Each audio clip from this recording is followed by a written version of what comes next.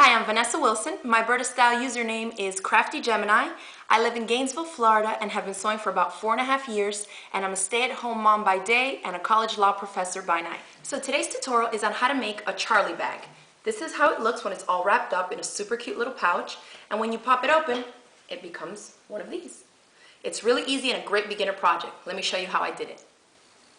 Now that we have our fabric pieces cut out, what we need to do is go around all the edges and finish them. And what I mean by that is that we don't want the raw edge exposed so that it can fray. You want to go ahead and either take your serger or your regular sewing machine. I'll show you the way to do both. With a serger, you would just go nice and close to the edge and just stitch around, making sure not to cut too much away from it.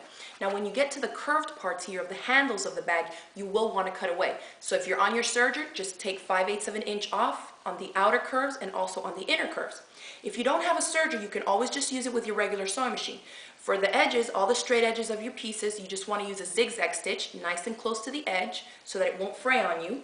And then when you get to the curved parts of the bag handles, what you're going to do, I'll show you what I did here, is just measure 5/8 of an inch from the edge and just trim away that excess part. Once you have that off, just go ahead back with your sewing machine, basic zigzag stitch, and stitch all the way around. And continue that on all your fabric pieces.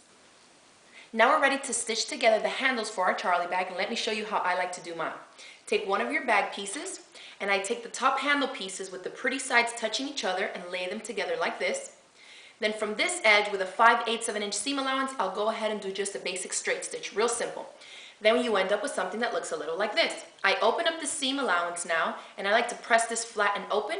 Then I'll take another straight stitch and stitch this down so it lays nice and flat. What that's going to do is going to allow a nice flat surface so it's not uncomfortable for you whether you're wearing it on your shoulder or carrying it in your hand. Now to assemble our pouch, we're going to follow the markings on our pattern piece and fold in the two designated areas.